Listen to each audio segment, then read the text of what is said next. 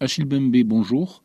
Qu'est-il ressorti des dialogues que vous avez menés sur le continent avec ces jeunes et ces représentants des sociétés civiles? Il y a plusieurs choses. Il faut dire d'abord que c'était un exercice délicat. Ça n'avait jamais été fait. J'ai le sentiment, au sortir de ces 7 mois, d'avoir été honnête, surtout d'être resté lucide. Une fois cela dit, évidemment, il faut garder à l'esprit la complexité des enjeux. Mais cela dit, il existe d'immenses possibilités réelles de transformation, pourvu que, de part et d'autre, on sache s'y prendre. Ces dialogues ont donné lieu à un rapport que vous avez remis mardi au président Macron. Vous formulez à la fin de ce document 13 propositions pour refonder la relation entre la France et le continent. Il n'en fallait pas plus, en tout cas de mon point de vue, parce que, au fond, il y a beaucoup de choses qui se font d'ores et déjà.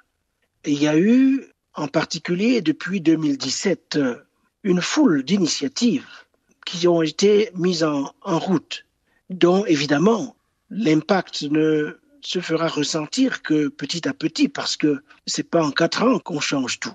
Et donc il n'y avait pas besoin de répéter ce qui se fait déjà.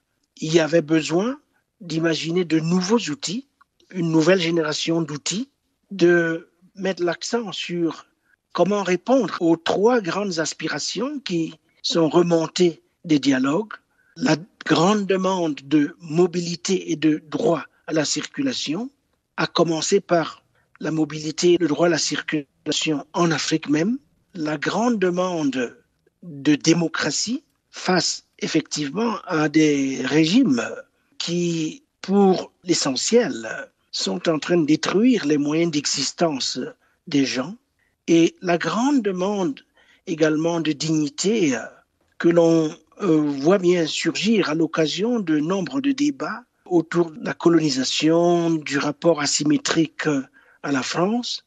Achille Mbembe, vous dites que beaucoup de choses ont été faites depuis 4 ans, mais on a le sentiment que les critiques envers la France ont pris de l'ampleur ces derniers temps.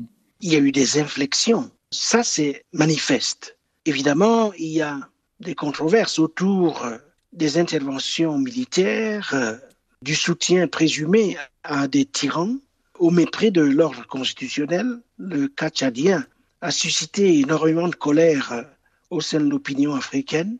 Il y a tout ce qui a trait à ce que j'appelle dans le rapport la conditionnalité migratoire, qui ne concerne pas d'ailleurs que la France, qui concerne l'Europe, dans le sens où l'Europe a renforcé le contrôle de sa frontière sud, ce qui a abouti à faire de la Méditerranée une véritable fosse commune.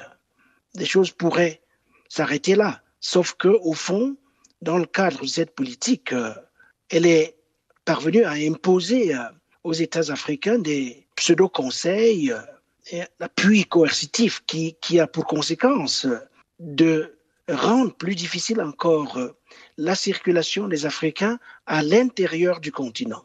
Et cela n'est pas acceptable.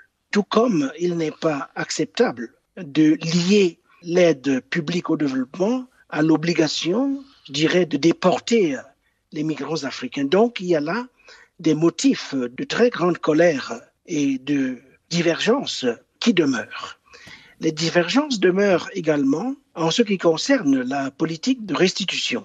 Parce que, au fond, je dirais que la France, en dépit de la volonté du président Macron, ne dispose pas encore d'une véritable politique de restitution. Elle a mis en place une politique que j'appellerais de dérogation ponctuelle et limitée. Cela n'est pas suffisant.